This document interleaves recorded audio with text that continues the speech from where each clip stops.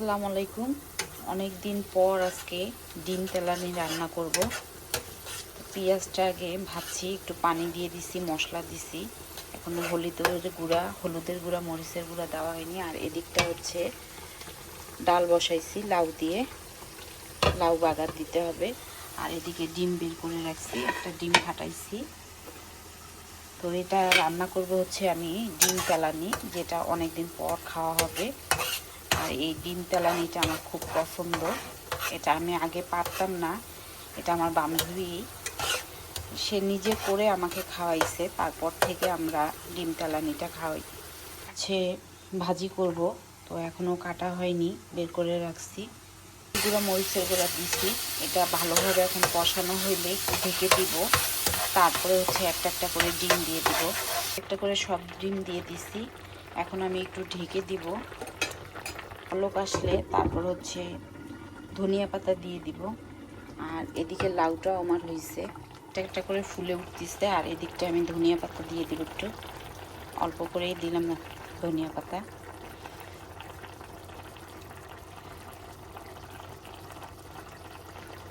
আছে মূলা শাক।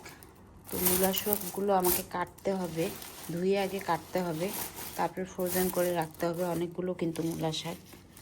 তো কালকে আনছি টাটকা শাক, ফ্রিজেও রাখিনি। এই যে এই জায়গাগুলো পাতাগুলো হলুদ হয়ে গেছে, তো এই শাকগুলো কেটে রাখতে হবে ফ্রিজে। হচ্ছে কোরিয়ান পিঠা। এই পিঠাটা মানে আমাদের দেশে হচ্ছে চাল ভাজার যেই সেন্টটা সেটা করে খেতে অনেক মজা। তো এটা চা দিয়েও খাওয়া যায় পিঠাটা, বিস্কুটের মতো মশমশা একদম। তেলানি হয়েছে, ডিম তেলানিটা কিন্তু একদম আমি শুকনা শুকনা করছি, একদম শুকিয়ে ফেলছি। আর এদিকটা হচ্ছে ডালও হয়েছে, ভাজি কাটা হয়েছে। এখন শুধু বসাই দিব, ধুয়েই একবারে কাটছি। কাপড় নেড়ে দিছি, এখন কাপড়গুলো উঠাইতে আসছি। সব কাপড় একদম শুকায় গেছে। আর কোরিয়াতে কিন্তু এইভাবেই স্টানে কাপড় নাড়ে। আর যেহেতু এখন ঠান্ডা, তাই আমরা রুমে রাখি না, বাহিরে দিয়ে দেই। আর স্নো পড়লে তো আর বাহিরে দেওয়া যাবে না। আর বাহিরে দিলে হয় কি, রোদের তাপটা পায়, কাপড়টা স্যাঁতস্যাঁতা থাকে না, এই জন্য দেই। কাপড় নিয়ে আসার পরে ভাজিটা বসাই দিলাম।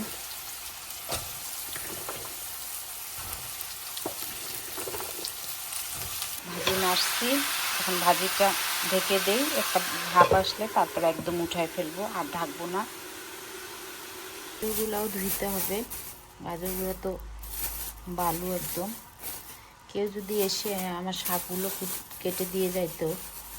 এতগুলো শাক আমি কিভাবে একা কাটবো? এখানে 6 কেজি শাক আছে।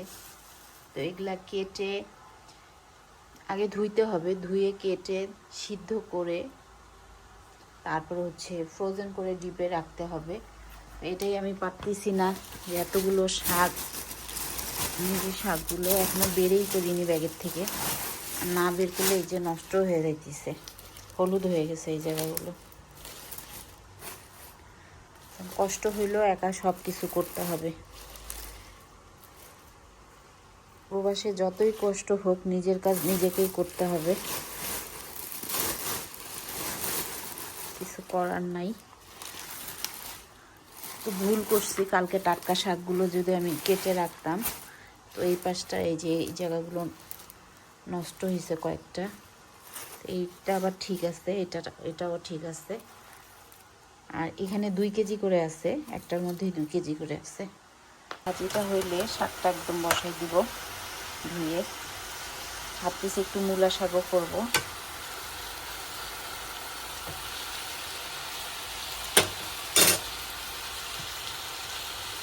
কি হয়েছে, এখন বাটিতে ভাজিটা নামাই ফেলবো।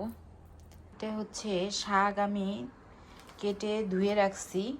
তো আপনাদের ভাইয়া এসে শাকগুলো কুটি মানে ছোট ছোট করে কাটবে। আমার দ্বারা সম্ভব না, যেতটুকু করার আমি করছি। এতগুলো শাক এই জন্য রেখে দিচ্ছি।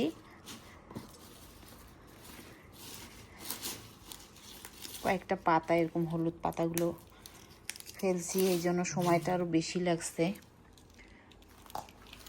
ভাবছিলাম মূলা শাক রান্না করব, তো আপনাদের ভাইয়া ফোন দিয়ে বলল যে আজকে আর শাক রান্না করতে হবে না, কারণ এগুলো অনেকক্ষণ ধরে বাছলাম। তা বললো যে এগুলো ধুয়ে রেখে দিতে, সে এসে নাকি কেটে দিবে। তো কাটা হইলে সিদ্ধ করে তারপরে ঠান্ডা করে ফ্রোজেন করে রেখে দিব। তো কালকে মূলা শাক দেখা যাক রান্না করা যাবে। তো আজকে যেতটুকু রান্না করছি আলহামদুলিল্লাহ এগুলো দিয়েই হয়ে যাবে আমাদের।